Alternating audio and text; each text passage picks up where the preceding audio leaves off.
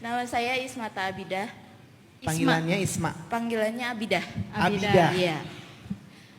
Saya mau bertanya ini Ustadz, sebenarnya kan tadi Ustadz menjelaskan bahwa kita harus menerima dulu semuanya baru akan mendapatkan jawabannya. Kalau misalnya seandainya kita sudah bisa menerima tapi lingkungan sekitar yang belum, itu bagaimana cara untuk bisa meyakinkan mereka juga bahwa ya udah enjoy my life aja dulu gitu.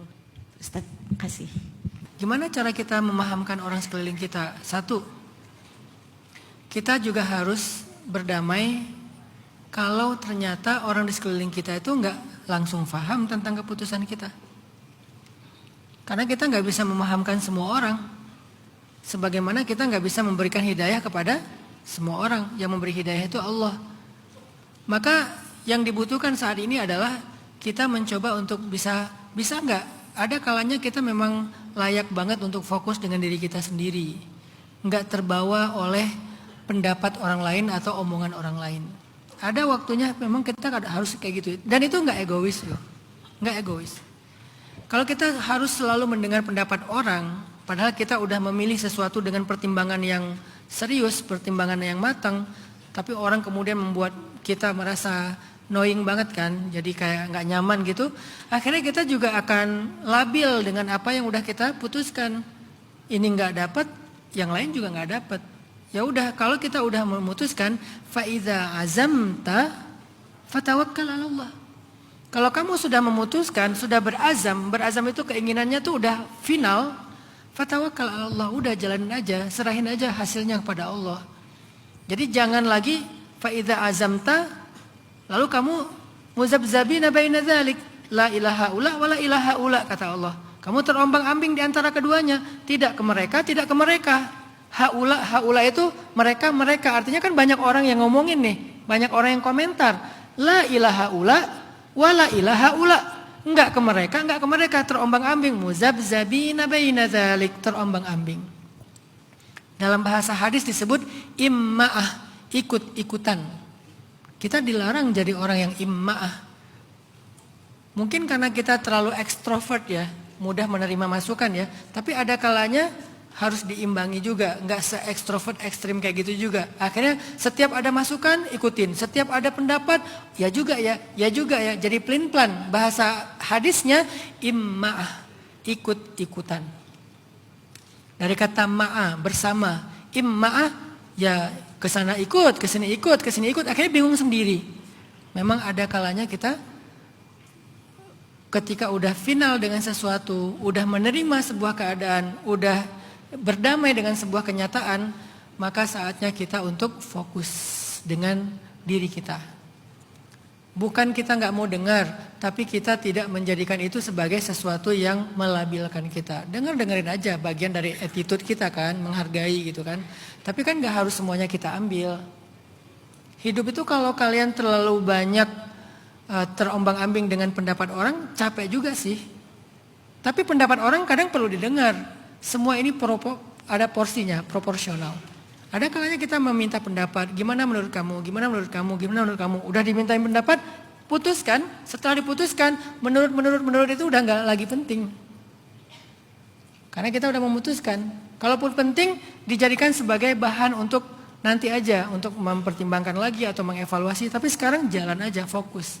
Bisa nggak kita belajar fokus dengan diri kita? Dan itu yang disebut dengan Al-Quran, فَإِذَا فَرَغْتَ فَانْصَبْ. Kalau kamu udah selesai dengan satu urusan, bersungguh-sungguhlah dengan urusan berikutnya. Artinya di fansop itu tuh kayak udah fokus total di situ.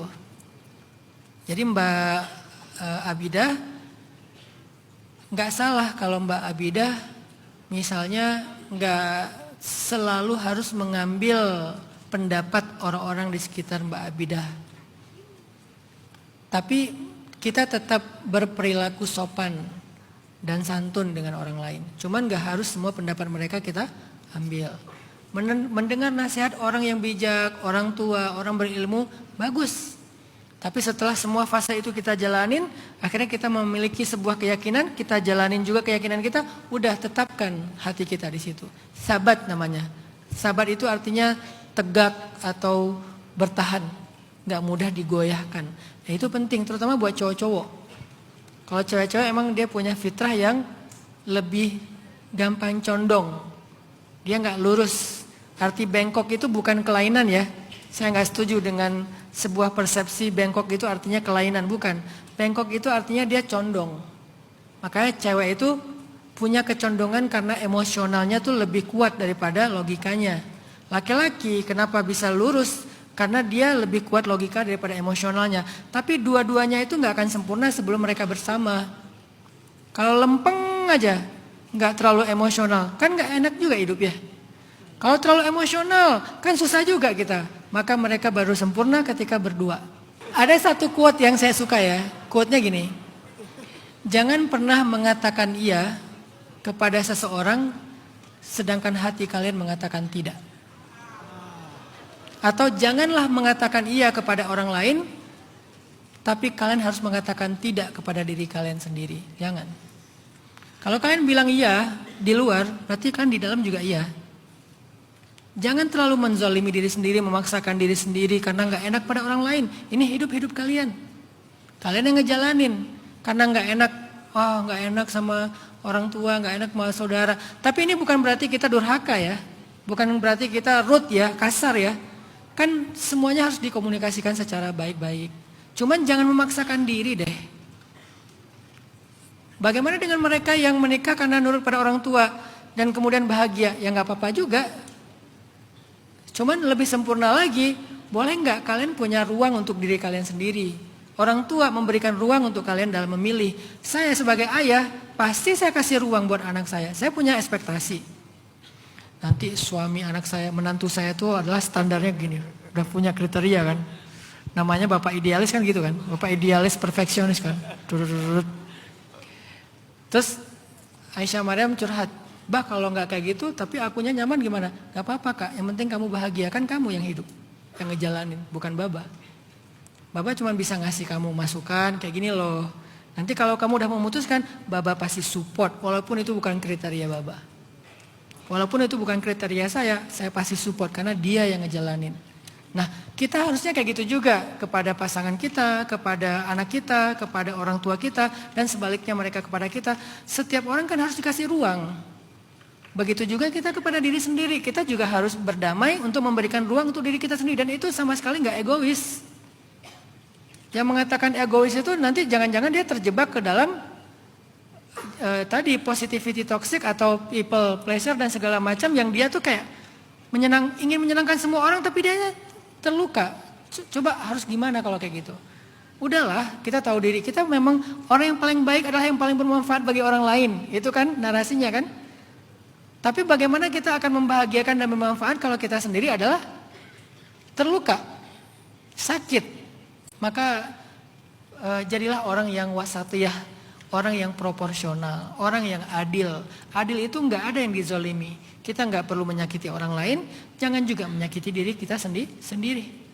Maka Mbak Abidah nggak salah juga kalau Mbak Abidah udah yakin dengan sesuatu ya udah jalanin dengan ya sungguh-sungguh, dengan bertanggung jawab pastinya. Jangan sampai ngejalanin tapi nggak bertanggung jawab. Tapi memang semua keputusan itu ada resikonya ternyata salah. Ya nggak apa-apa, kita belajar. Namanya juga tadi belajar dari hidup, bukan belajar dari sekolah. Hidup biasanya ngasih ujian dulu baru ngasih pelajaran. Sekolah ngasih pelajaran dulu baru ngasih ujian.